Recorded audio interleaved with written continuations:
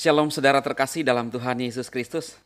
Senang kembali berjumpa dengan saudaraku sekalian dimanapun saat ini berada di seluruh Indonesia.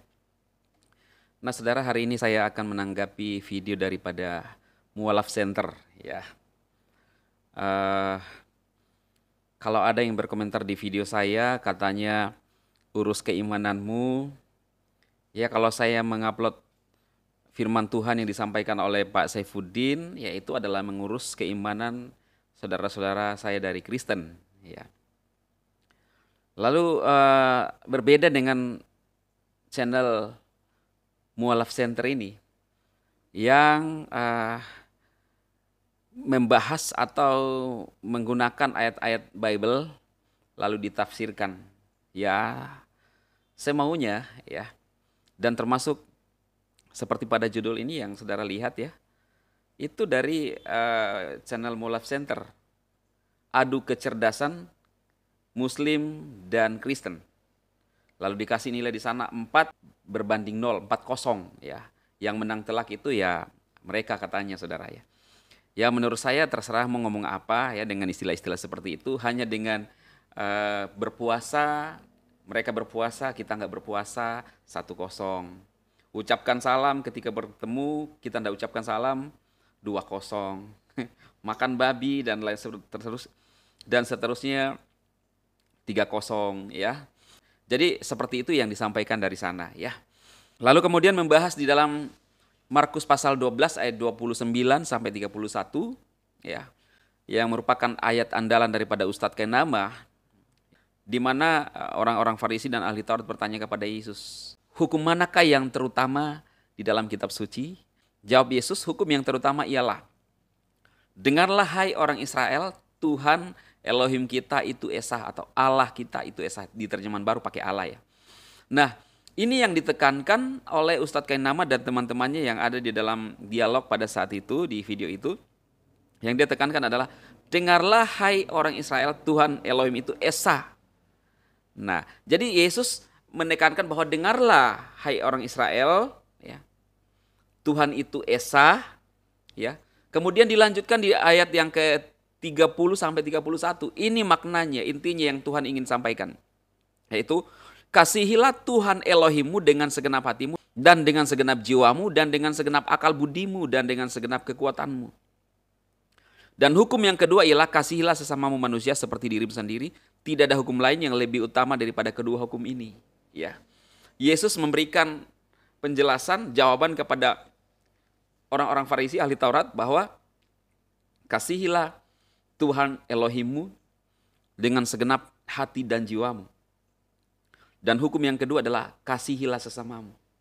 Nah, ini yang harusnya dijelaskan oleh mereka, tetapi mereka hanya tonjolkan bahwa dengarlah hai orang Israel, Tuhan kita itu Esa. Ya. Orang Kristen kita percaya bahwa Tuhan itu adalah Esa, bukan 3. Jadi Yesus itu datang untuk menyatakan dirinya. Di dalam Yohanes dikatakan bahwa dia datang ke dalam dunia tetapi umat kepunyaannya tidak mengenal dia. Inilah yang menjadi pertentangan dengan mereka, saudara. Tetapi mereka tidak menjelaskan di dalam ayat 30 dan 31 inti dari sebenarnya.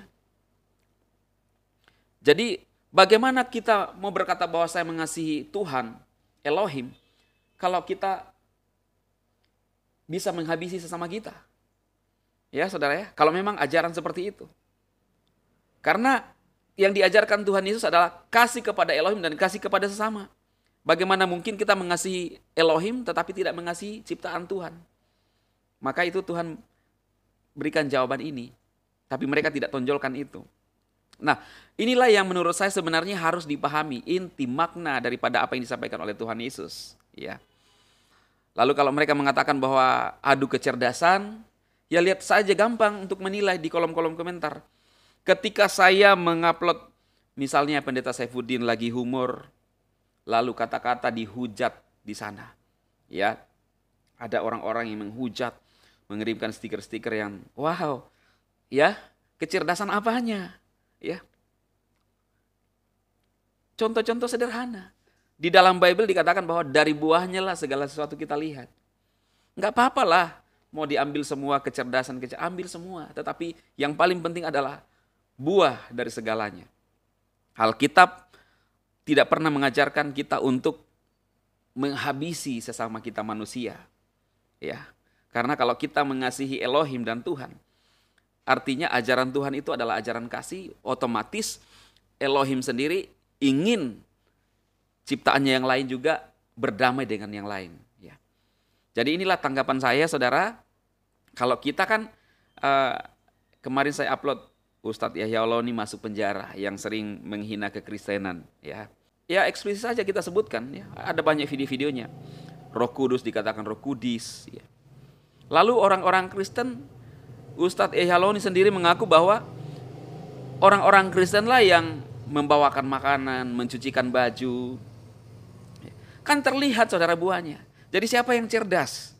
Apakah hanya cerdas secara IQ atau juga secara EQ atau karakter, saudara? Ya, ada banyak orang yang cerdas ya berkoar-koar di media sosial, tetapi tidak bisa membedakan yang mana baik dengan tidak. Katanya pendidikannya tinggi, saudara. Tetapi jelas-jelas orang banyak menilai apa yang dilakukan salah, tetapi tetap ngotot. Ya, jadi kita sebagai orang-orang Kristen, anak-anak Tuhan, harus yang terlihat adalah buah, saudara. Bagaimana kita mengasihi sesama kita, bagaimana kita bertutur kepada sesama kita. Kalau saya mengupload video Pak Sebut, berarti ada firman Tuhan. Dan dia adalah pendeta, tidak salah. Kalau misalnya ada hal-hal yang mungkin menyinggung, karena itu adalah pengalaman yang lama, ya saya nggak tahu itu. Karena menurut dia, itu adalah sebuah ayat yang mengandung hal-hal yang bisa membahayakan orang lain. Saya nggak tahu, cuma saya menyampaikan apa yang disampaikan itu. Saya coba menanggapi aja. Ya, apakah benar atau tidak, saudara bisa melihat sendiri dan membaca di dalam apa yang disampaikan oleh Pak Saifuddin. Apakah memang mengajarkan kebencian? Ya, karena dia ngomong sendiri, dia mantan. Ya saya sih nggak tahu. Ya, ini saya sekali lagi saya nggak tahu, saudara. Saya beda dengan Ustadz Kainama yang berani memutarbalikkan isi Alkitab, termasuk yang temannya itu. Ya, ada banyak ayat-ayat yang diputarbalikkan Ustadz Kainama yang menurut saya mencoreng Alkitab. Dan ini kalau menurut saya yang sering berkomentar di video saya harus cerdas lah, ya, supaya kita cerdas. Siapa yang sebenarnya punya tujuan lain? Ya, tinggal search aja di YouTube. Mualaf Center. Adakah Murtadin Center? Tidak ada, saudara, kalau di YouTube. Tidak ada.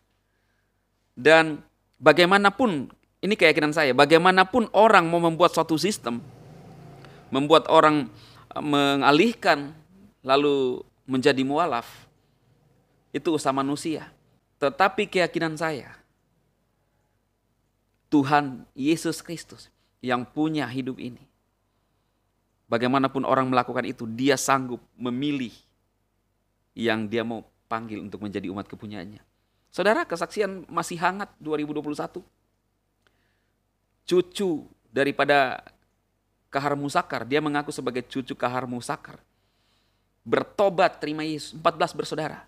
Tinggal search di Google siapa itu Kahar Musakar. Tokoh yang terkenal dari Sulawesi Selatan. Tidak ada yang tidak kenal, saudara. Jadi bagaimanapun orang mau mencoba menghalangi kekristenan, tetapi kuasa Tuhan, Roh Kudus tidak bisa dihalangi oleh siapapun. Dia akan memilih siapa yang ingin dipilihnya untuk menjadi umat kepunyaannya. Jadi apakah saya ragu ketika mereka ada yang berpindah mengaku pendeta, bahkan ada yang menginginkan saya juga jadi mendapat hidayah? Saya sudah jawab itu, ya saudara. Saya sudah menemukan keselamatan di dalam Yesus Kristus dan kokoh, paten, tidak lagi bergeser, saudaraku, ya. Makanya Tuhan panggil saya untuk menyatakan kasih-Nya kepada dunia lewat channel ini, untuk menyatakan kebenaran firman Tuhan. Kalau ada serangan dari seberang, kita tanggapi, saudara, ya. Tapi tetap dengan kasih, tidak dengan kata-kata menghina seperti yang mereka katanya ini adu kecerdasan, ya itu buat mereka, saudara. Tetapi menurut saya kecerdasan itu karakter dan juga kepintaran harus dibarengi dan harus bersatu. Semoga apa yang saya sampaikan kali ini bermanfaat bagi saudaraku semuanya, khususnya saudara seiman. Share untuk membangun saudara kita, umat-umat Kristen yang mungkin lagi goyang rohaninya. Oke, saudara, Tuhan memberkati semuanya dan selalu sehat dalam perlindungan Tuhan kita. Amin, amin, amin.